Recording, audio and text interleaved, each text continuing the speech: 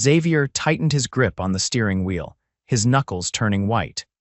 The gas light on his old, rusted sedan flickered ominously, a cruel reminder that he didn't have the money to fill the tank. His daughter, Lily, sat in the backseat, her tiny face pressed against the window, eyes heavy with exhaustion. He had just finished his third shift of the day, delivering packages for a courier service that barely paid enough to cover rent, let alone anything extra. He was about to turn down their street when a figure stumbled onto the road. He slammed the brakes, his heart slamming against his ribs. A woman. She collapsed onto the pavement, clutching her side, her breathing ragged. Without thinking, Xavier threw the car into park and jumped out. "Hey. Are you okay?" He crouched beside her, noticing how pale she was, her expensive-looking dress smeared with dirt. Her eyes fluttered open, her voice a weak whisper. "Hospital." He didn't waste another second. He scooped her up in his arms, surprised by how light she was, and carefully placed her in the passenger seat. Lily gasped from the back. "Daddy, is she okay?" "She will be," Xavier said, though he wasn't sure. He didn't have time to wonder who she was or why a woman dressed in clothes worth more than his rent was alone on the street. He just knew she needed help. His car coughed in protest as he sped toward the nearest hospital. Every mile drained what little gas he had left, but he didn't care. He pulled up to the emergency entrance and jumped out, waving frantically at the nearest nurse. "She collapsed," he said breathlessly as hospital staff rushed over, placing the woman on a gurney. "Do you know her name?" the nurse asked. Xavier hesitated. He glanced down at her, noticing for the first time the delicate gold bracelet around her wrist. Engraved on it was a single name. "Vivienne? No," he admitted, "but I think her name is Vivienne."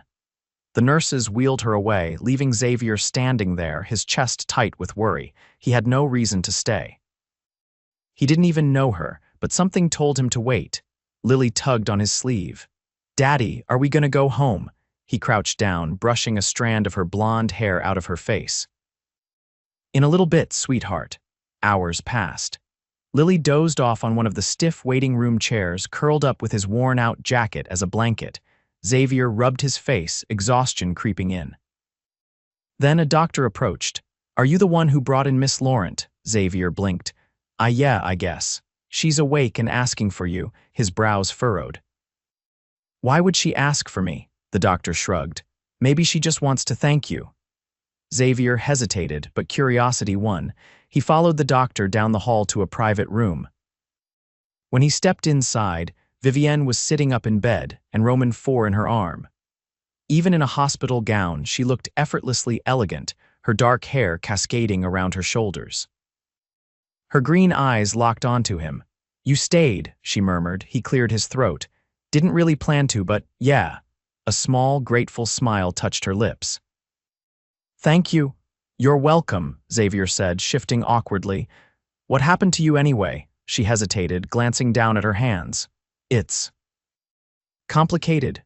Try me." Vivienne studied him for a long moment before sighing. "I was at an event, a charity gala. When I left, someone tried to take my purse. I fought back, but I guess they got a good hit in." Xavier's jaw tightened. "You should have had security." She let out a soft, humorless laugh.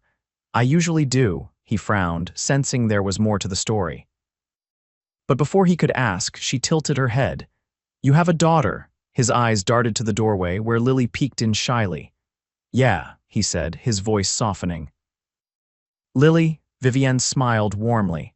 "Hi, Lily." Lily hesitated, then whispered, "Hi." Something about the way Vivienne looked at his daughter made Xavier's chest tighten. It wasn't pity. It was something softer, something he didn't recognize. "I owe you," Vivienne said, turning back to him. Xavier shook his head. "You don't owe me anything." Her green eyes gleamed. "I disagree." Something told him that Vivienne Laurent wasn't the kind of woman who let things go easily, and he had no idea that meeting her would change his life forever.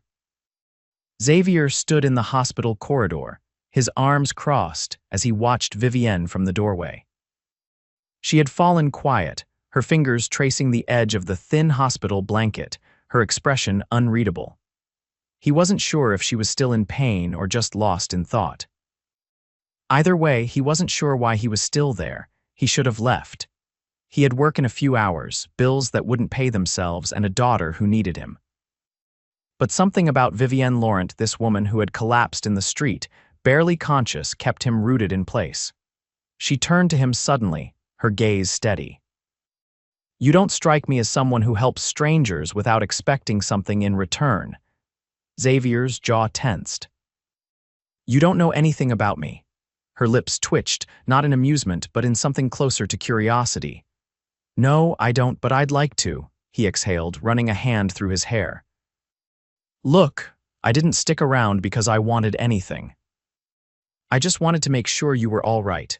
And now that you know I am, I should probably go."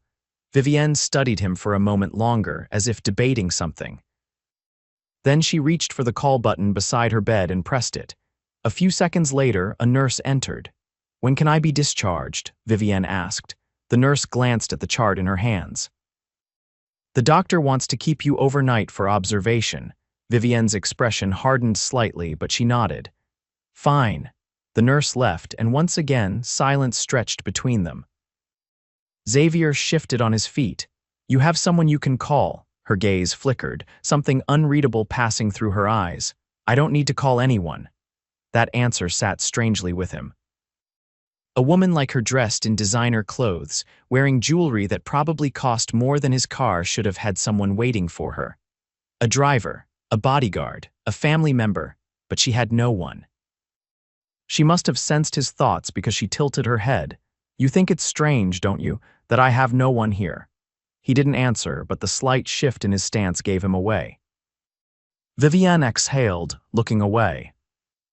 "I've learned that when people are only around because of what you can offer them, they don't tend to stick around when you actually need them." It wasn't what he expected her to say. He had assumed she was one of those untouchable socialites, surrounded by people who catered to her every whim. But now he wasn't so sure. Lily stirred in the chair beside him, rubbing her eyes. She looked up at Vivienne, then at her father. "Are we leaving soon?" Xavier lifted her into his arms, pressing a kiss to her temple. "Yeah, sweetheart." Vivienne's gaze softened as she watched them. "You're a good father." He let out a short laugh, though there was no humor in it. "I do what I can." She hesitated, then said something that caught him completely off guard. "Let me help you." Xavier frowned. "Help me how?"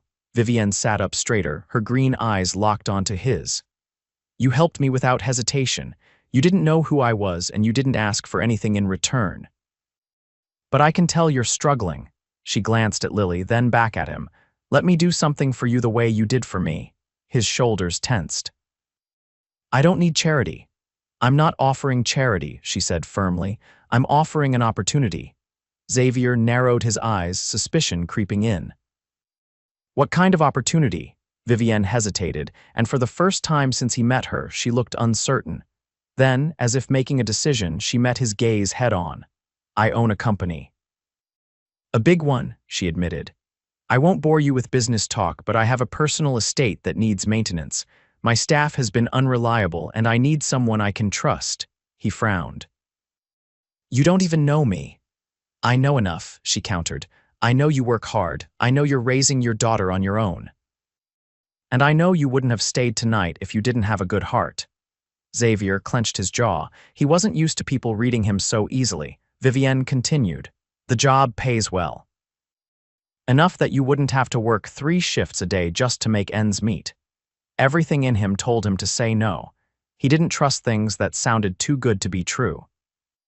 But then, he felt the weight of Lily in his arms, her tiny fingers clutching the fabric of his worn-out shirt. He thought about the late nights, the unpaid bills, the exhaustion that never truly faded. Maybe, just maybe, this wasn't a trap. Maybe it was a way out. Finally, he exhaled. "I'll think about it," Vivienne smiled. "That's all I ask." As Xavier carried Lily out of the hospital, he couldn't shake the feeling that his life was about to change in ways he never expected. Xavier stood outside Vivienne's estate, staring up at the sheer enormity of it. The wrought iron gates had opened for him moments ago.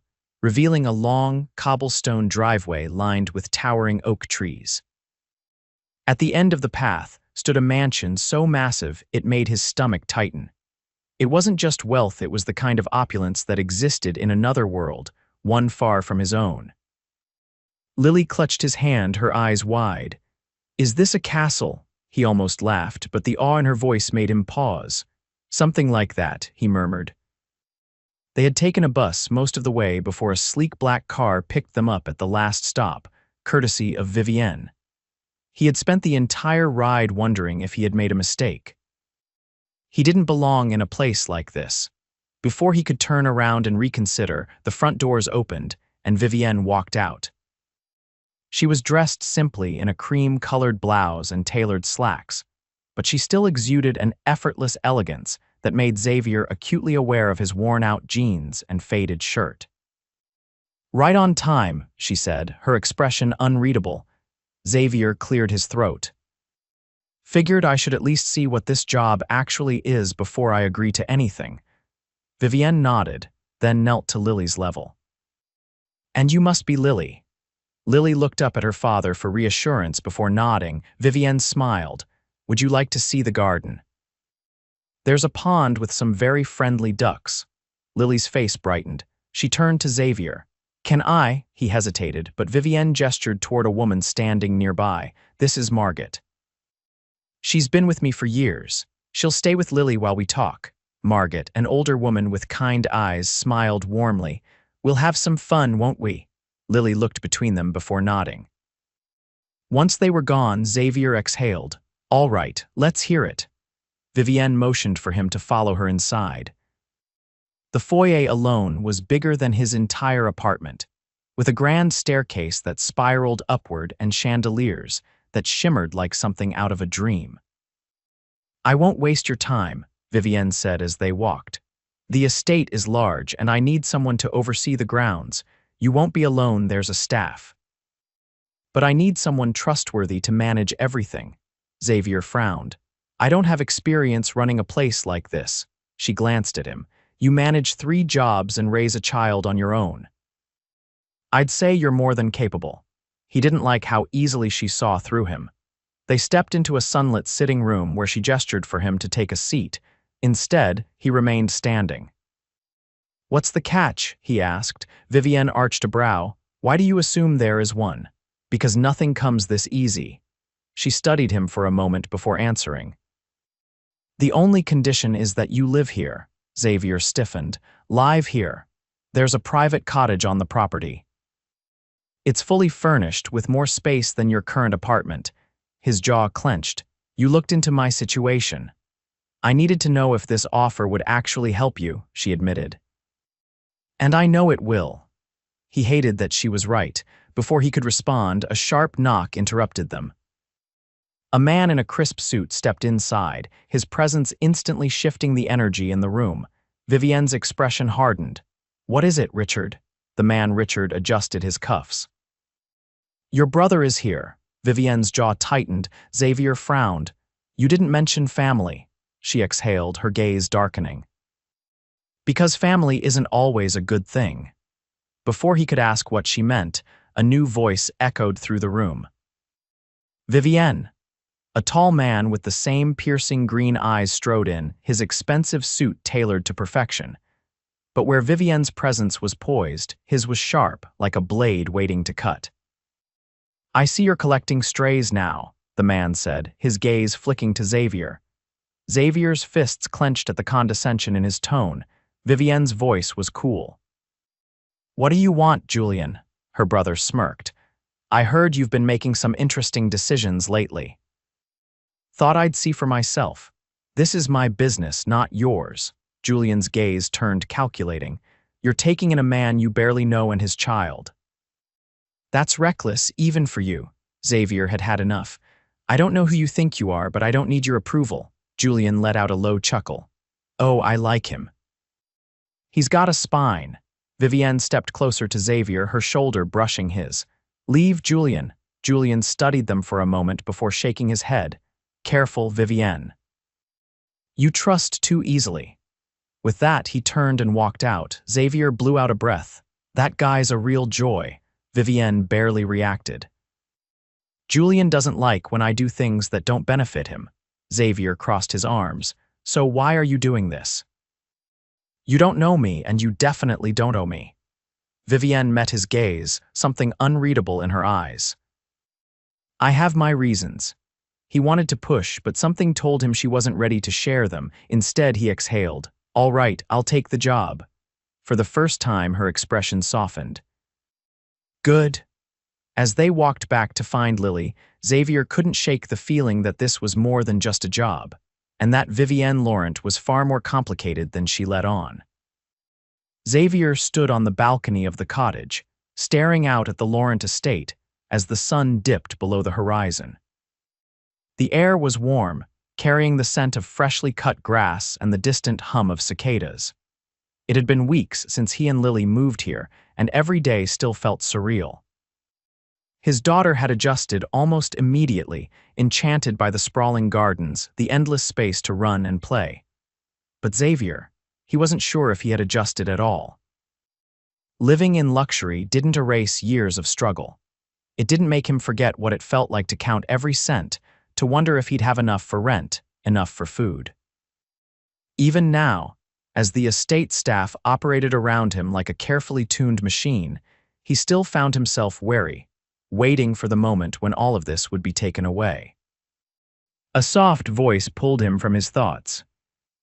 You always look like you're carrying the weight of the world. He turned to see Vivienne leaning against the doorway, dressed in an emerald green dress that caught the last of the sunlight. She wasn't in her usual sharp business attire, and it made something in his chest tighten. I'm not, he replied, though they both knew it wasn't true. Vivienne stepped onto the balcony beside him, resting her hands on the stone railing. You've done well here, she said after a moment. The estate hasn't run this smoothly in a long time, Xavier shrugged. I'm just doing the job you hired me for. She glanced at him, something unreadable in her eyes. It's more than that, he exhaled, rubbing the back of his neck. I don't know how to live like this, Vivienne. I keep waiting for the moment when you realize you made a mistake hiring me. She turned fully to face him. You think I regret having you here, he hesitated. I don't know what to think, Vivienne's gaze softened. Xavier, I don't make decisions lightly, and I certainly don't regret this one. The sincerity in her voice made his pulse jump. He had spent his entire life keeping his guard up, never letting himself believe in things that felt too good to be true. But Vivienne, she made him want to believe. Before he could respond, Lily's laughter echoed from the garden below. She was chasing a butterfly, her golden hair catching the evening light. Vivienne smiled at the sight. She's happy here, Xavier swallowed hard. She doesn't have to worry about anything for the first time in her life. Vivienne turned back to him. Neither do you. But that wasn't true, was it? Because as much as he wanted to let himself fall into this world, into her, he knew that nothing this good lasted forever. Yet, as she reached out, her fingers brushing against his, he found himself wanting desperately to try. Days bled into nights, and the line between employer and something more blurred faster than Xavier could keep track of. He and Vivienne spent more time together than he had ever expected. At first, it was under the pretense of work, discussing estate logistics, reviewing staff schedules. But then it became something else. Walks through the gardens that stretched longer than necessary, dinners that felt more like intimate conversations than business meetings. One evening, after Lily had fallen asleep, Xavier found himself in the grand sitting room, a book in his hands though he wasn't reading it. Vivienne entered, holding 2 glasses of wine. Thought you could use this, she said, handing him one. He accepted it, his fingers brushing hers. You always assume I need something. She tilted her head. That's because you never allow yourself to ask. That was the thing about Vivienne. She saw through him, through the walls he had spent years building, and she wasn't afraid to push. They sat in companionable silence for a while, the fire casting flickering shadows across the room. Then Vivienne spoke, her voice quieter than before. Do you ever let yourself stop fighting? Xavier tensed. What do you mean? She shifted, turning to him fully. You've been fighting your whole life for Lily, for survival, for a future. But do you ever just let yourself be? He opened his mouth, then closed it, because the truth was, he didn't know how. Vivienne reached out, resting her hand over his. You don't have to fight here, Xavier, not with me. Something inside him cracked. He didn't think, he didn't hesitate. He just leaned in, his lips capturing hers in a kiss that felt like surrender. Vivienne responded instantly, her fingers tangling in his hair, pulling him closer. The taste of wine lingered between them, but it was the warmth of her touch, the way she melted into him, that made his pulse race. When they finally pulled apart, her forehead rested against his. I've wanted to do that since the night I met you, she admitted. Xavier exhaled, his hand cradling the side of her face. Me too. For once, he didn't fight it, didn't question it. Because in that moment, with Vivienne in his arms, he wasn't struggling. He was home. Xavier stood on the terrace overlooking the estate, the cool evening breeze rustling through the perfectly manicured hedges. The world around him had changed so drastically in the past few weeks that he sometimes forgot where he came from, what life had been like, before stepping into Vivienne's world. Even now, the weight of her presence beside him made his pulse shift, as if gravity itself had altered. Vivienne leaned against the stone railing, her fingers tracing invisible patterns along the surface. The flickering sconces along the terrace bathed her in a soft golden light, highlighting the thoughtful expression on her face. Since their kiss, there had been an unspoken understanding between them, a shift in something neither of them had dared name.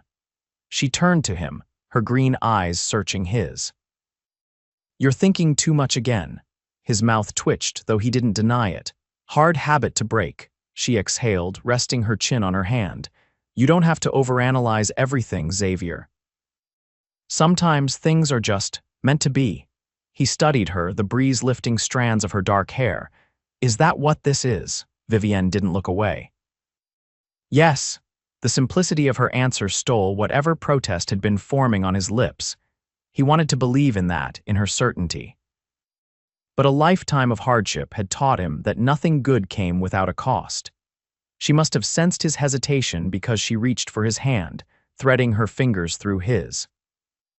The warmth of her touch steadied something in him, something he hadn't realized was unraveling. I know you're scared, she murmured, but I need you to trust me. Xavier's jaw tightened. It's not trust that's the problem, it's reality. Vivienne arched a brow, and what's reality? He exhaled. I'm a man who spent years scraping by, working until I could barely stand just to give Lily a decent life. And you belong to a world I don't fit into.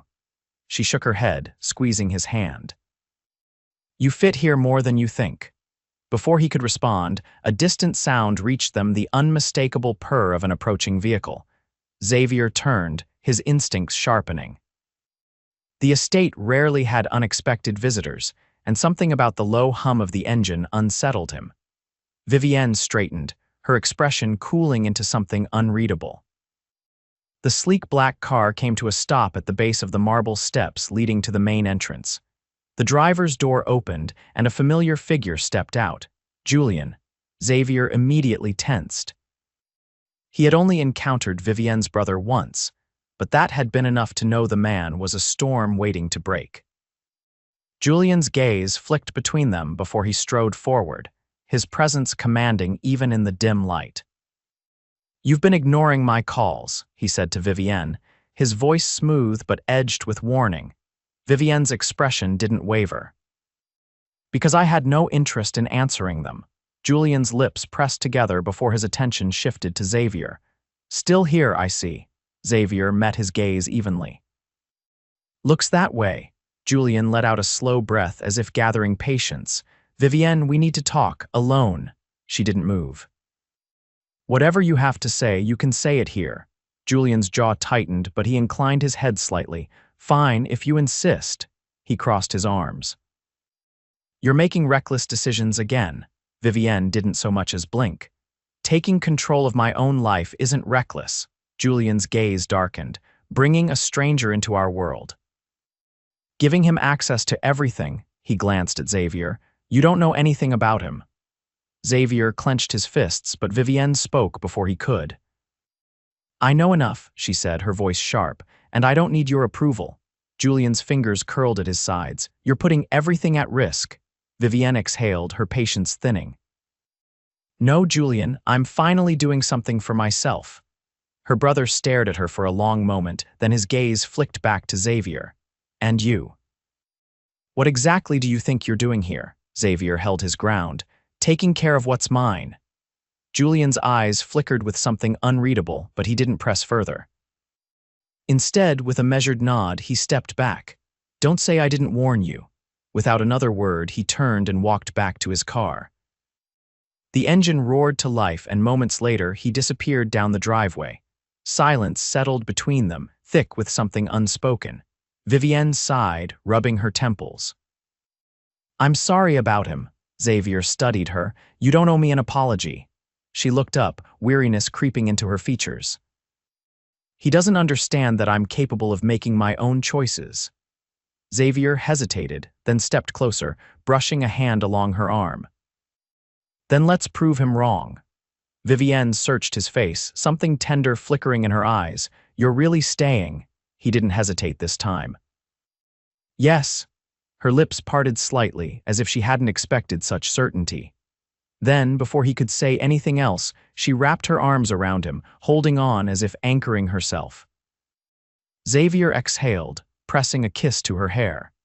He had spent so long fighting against the idea of belonging here, of being worthy of this life.